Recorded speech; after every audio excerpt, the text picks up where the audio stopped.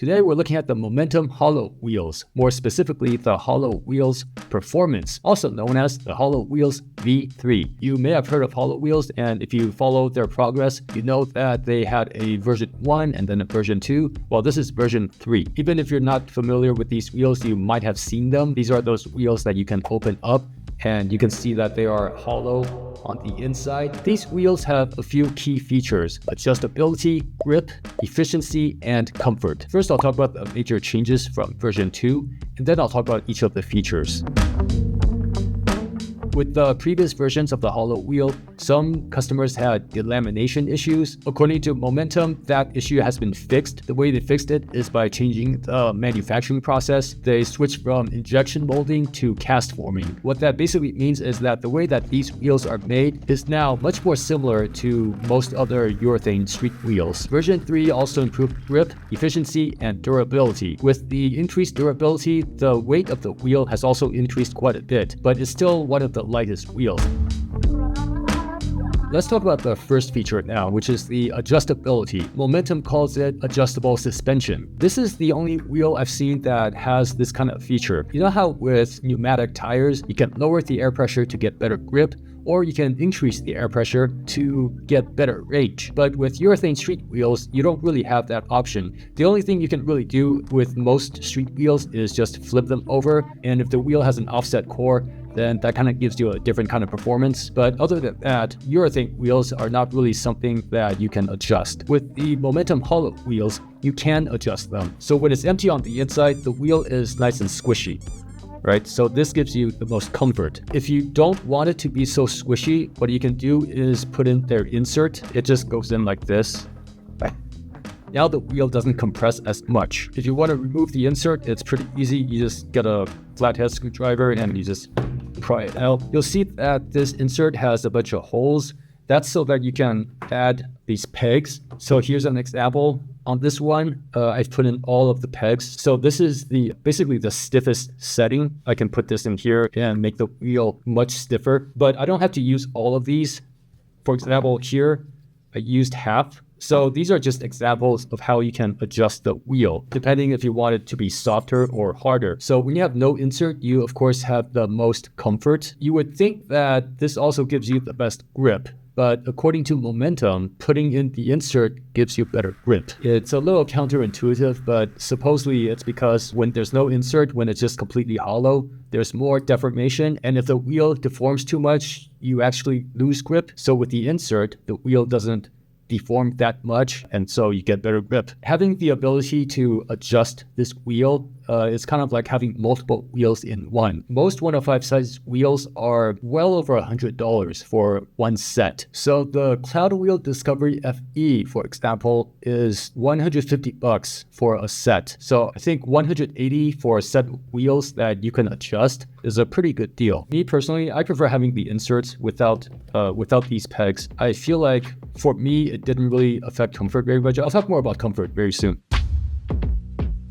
Now let's talk about the grip. These wheels were designed to grip really well. So I've tried these wheels on different size boards, the smallest one being the X-Ray Wave, which has a short wheelbase and it's very nimble. And the largest one I tried these on was the Onboard Zeus Pro, which has double kingpin trucks. Most electric skateboard wheels, to me, have really good grip. There are exceptions, like for example, the Cloud Wheel Discovery. That one has noticeably less grip and slides out more easily. I don't have an issue with it. Like, it's just a different characteristic. But a lot of people, they don't like that. They want as much grip as possible. If you want the most grip you can get with urethane wheels, these are probably worth considering. Sliding them is not impossible. I did get these to slide out, but I was kind of doing it on purpose. If you purposely try to get them to slide, yeah, they're gonna slide. But compared to certain wheels, like for example, the Cloud Wheel Discovery, like it's not likely for you to accidentally slip on these. There's also a slight taper to these. I personally feel that's more about efficiency than about grip. Let's just talk about the efficiency now. So these wheels are slightly tapered. What I mean by that is the diameter on the side of the wheel that faces the board is slightly bigger than the diameter of the outside that faces away from the board. So here's a previous version. I think this might be version 1. or 2, I'm not sure. But this is an older version of the wheel. And on this one, you can clearly see that there's a significant taper. This was a 3-degree taper. It turned out to be way too much because with a 3-degree taper, many people, they couldn't deform the wheel enough. Okay, so first of all, let me explain what the taper is for. So the idea is that when you're riding straight, you don't have that much contact patch, and therefore the wheel is more efficient and you get more range. But when you're turning hard, the wheel deforms and you end up with more contact patch. So when you turn hard, you get more grip. So that's the idea behind it. But as it turns out, with this original design with the 3-degree taper, many people, they couldn't get the wheel to deform enough to take advantage of the full contact patch. So in version 3, they've adjusted it from a 3-degree taper down to 0.5. Most wheels have a little bit of a taper. They're always a little bit bigger on one side than the other. That's just how they're manufactured. That's so that they can get the wheel out of the mold. So there's always a little bit of taper, but 0.5 is a little bit more than normal. So as for whether these wheels are more efficient than other 105mm wheels, I did compare with other wheels, and without the inserts, okay, without the inserts, the efficiency is about the same as other 105mm wheels. Of the wheels that I tried, the most efficient was the DAT-bots, and the least efficient was the Cloud Wheel Discovery. The rest of them, including the Hollow Wheels V3, were roughly the same, and that's without the inserts. According to Momentum, with the inserts, you can improve the range by about 10%. By the way, I want to point out that my range tests were not super scientific. I tried to keep the variables similar, but it's pretty much impossible to have the conditions of multiple rides be exactly the same. But overall, when it comes to efficiency, my takeaway was that without the inserts, the efficiency was not significantly better or worse than other wheels of similar size. And again, that's without the inserts.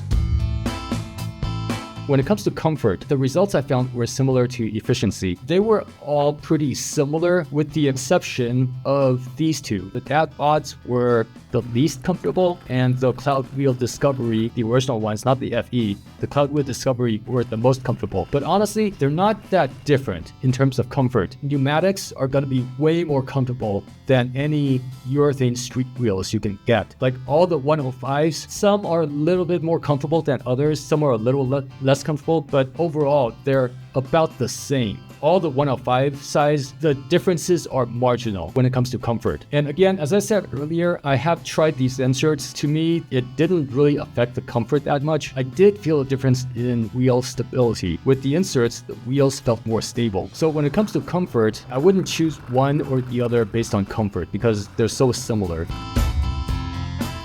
Now let's talk about the weight of these wheels. So as I said earlier, these wheels are now much heavier than before, but it's still one of the lightest wheels. In the past, the version 1 and version 2, they were easily the lightest wheels in the 105 size. Like by far, they were the lightest. The version 3, they are no longer the lightest, but they are almost the lightest. There's the second to lightest. The only lighter wheels in the 105 size is the Cloud Wheel Discovery, and only by a little bit. But also keep in mind that the set of hollow wheels that I have are prototypes, so I don't know if they're going to change a little bit. And that's without the inserts, by the way. Without the inserts, they weigh about the same as the Cloud Wheel Discovery. With the inserts, they weigh about the same as the DAT-bots, and they're a little bit lighter than the Mad Wheels V2. When you put in the pegs, they're a little bit heavier. I forgot to mention earlier, when you put in the pegs, that makes them heavier, but that also increases the inertia, so you can roll more. They keep rolling farther.